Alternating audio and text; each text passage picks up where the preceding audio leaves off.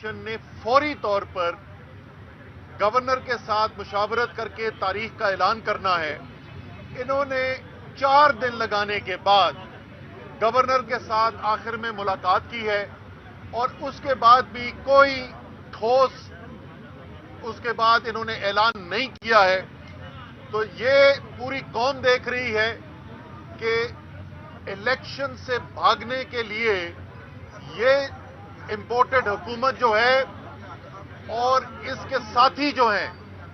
وہ ہر کوشش کرنے کو تیار ہیں بشمول آئین کو توڑنے کے کہ عمران خان کا سیاسی مقابلہ نہ کرنا پڑے، میدان میں جا کے عوام کے سامنے اپنے آپ کو پیش نہ کرنا پڑے۔ اور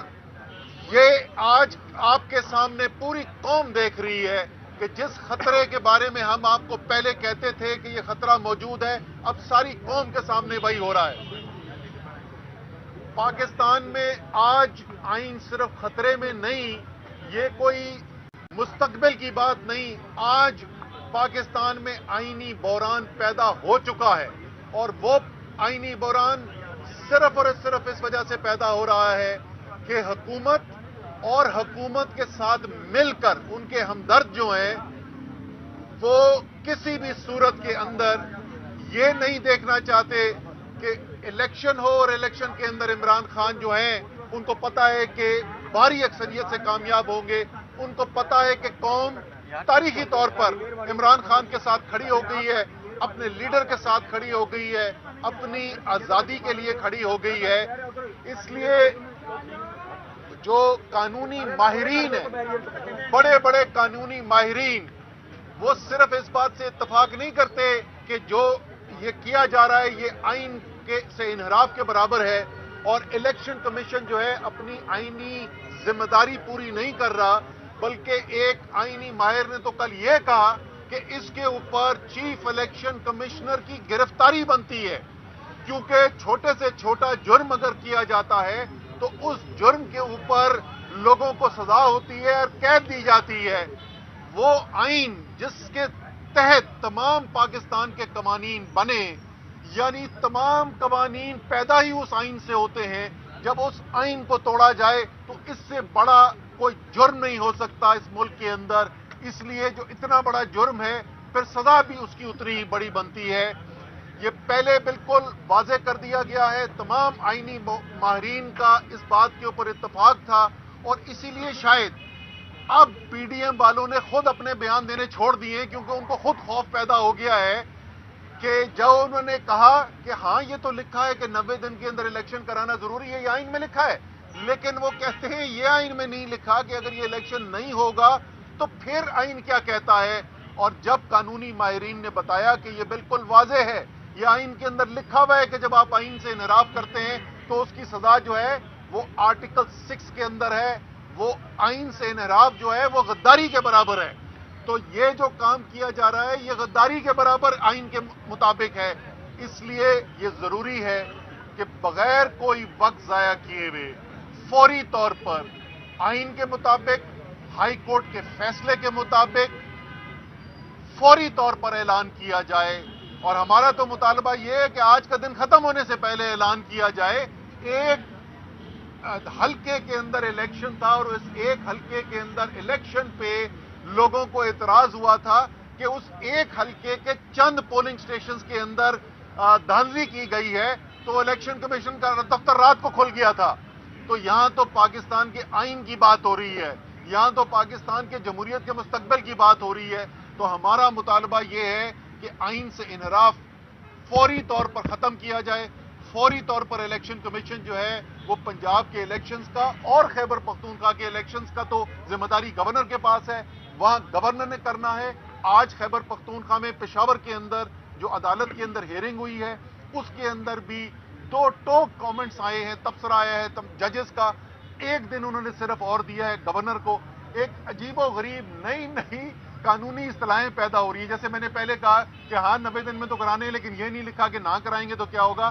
گورنر کے وکیل صاحب کیا کہتے ہیں؟ وہ کہتے ہیں جی گورنر کو تو استثناء حاصل ہے۔ تو آج یہ غلط فہمی بھی ان کی دور کر دی گئی ہے ججز کی طرف سے، ان کو اس معاملے میں آئین سے استثناء انحراف میں کوئی استثناء حاصل نہیں ہے۔ جمعرات کو مجھے یقین ہے انشاءاللہ تعالی पेशावर में भी पेशावर हाई कोर्ट जो है वो भी फैसला कर देगा और वहां पर भी गवर्नर को हुक्म दिया जाएगा कि फौरी तौर पर इलेक्शन का इनेकाद किया जाए। और अगर ये नहीं होगा तो हम अपने आइन के दिफा के लिए हर हद तक जाने के लिए तैयार हैं। चेयरमैन इमरान खान पहले ऐलान कर चुके हैं कि अगर आइन से इनहराफ होता हुआ नजर आएगा, अगर पाकिस्तान के अवाम के जमहूरी हक उनसे छीनने की कोशिश की गई,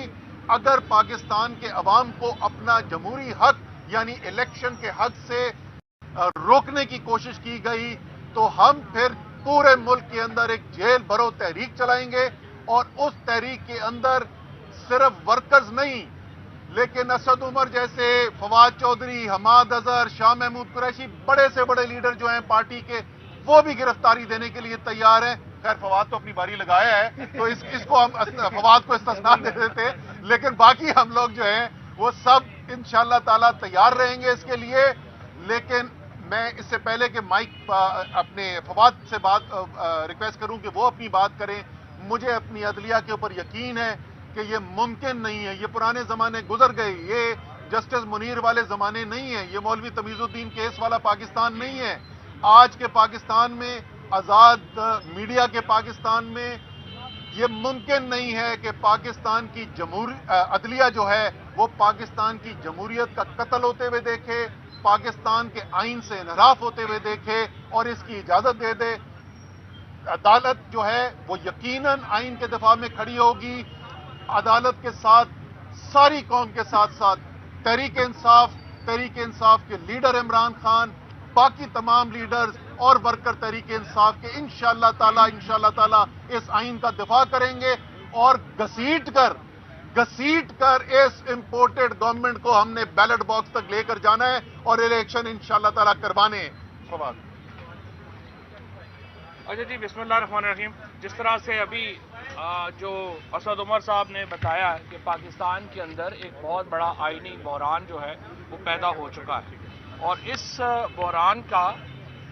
जो आज चौथा दिन है कि हाई कोर्ट ये हुक्म दे चुकी है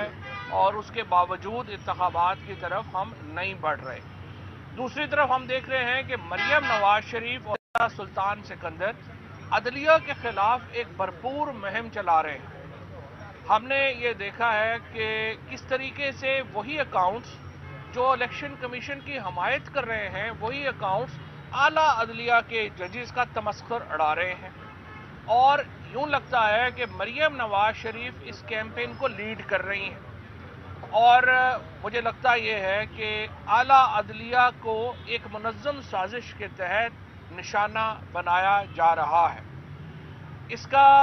जो मामला है वो क्यों ये हो रहा है, इसकी सबसे बड़ी वजह यह है कि जो NRO दिया गया था पिछली रजीम की तरफ से 1100 अरब रुपए का जो पैसा शरीफ फैमिली और जरदारी फैमिली को मिला था, वो केस सुप्रीम कोर्ट में कंक्लूड होने लगा है। और अब जजेस के ऊपर ये दबाव बढ़ाने के लिए एक पोजीशन ली जा रही है, और जिसमें आला अदलिया को एक डिफेंसिव करने के लिए ये मुहिम जो है वो चलाई जा रही है। उसके साथ आप देखिए हाई कोर्ट के फैसले, अब ये जो कॉन्स्टिट्यूशनल इस वक्त इशू है इलेक्शन कराने का, हाई कोर्ट का वाज़ेह हुक्म है, इस पर इम्प्लीमेंट नहीं हो रहा। इससे पहले जब मुझे गिरफ्तार किया गया, लाहौर हाई कोर्ट ने 3 दफ़ा कहा कि मुझे पेश करें, उनके फैसले को नहीं माना गया। इस्लामाबाद हाई कोर्ट ने कहा इस्लामाबाद के अंदर इलेक्शन करवाएं, वो फैसला रद्दी की टोकरी में चला गया। उसके बाद शेख रशीद साहब को जमानत दी गई और उस फैसले को भी रद्दी की टोकरी में फेंक कर शेख रशीद को गिरफ्तार किया गया। और अब यूं लग रहा है कि एक बाकायदा मुहिम के तहत अदालती फैसलों की वक़्त ख़त्म की जा रही है। मैं सुप्रीम कोर्ट को और जो हाई कोर्ट है उनको ये तवज्जो दिलाना चाहता हूं कि पहली बार इतने मुनज़्ज़म पैमाने के ऊपर दोबारा मिसिंग पर्सनस के केसेस शुरू हो गए हैं। यहाँ पे मोहम्मद खान भट्टी जो साबिक़ सेक्रेटरी हैं परवेज़ इलाही साहब के, आज उनको 6वां-7वां दिन है, उनका कोई अता पता नहीं है। आमिर रान जो लाहौर हाई कोर्ट के इलेक्टेड सेक्रेटरी थे, उनको 5 दिन के बाद रिहा किया गया, और अब भी उनके साथ जो सलूक हुआ उसका हमें कोई अता पता नहीं है। पाकिस्तान की अदलिया का एक ही काम है وہ پاکستان کے شہریوں کے حقوق کا تحفظ کرے، اور یہ ایسے معاملات ہیں جس پہ عدلیہ کو خاموش نہیں رہنا چاہیے۔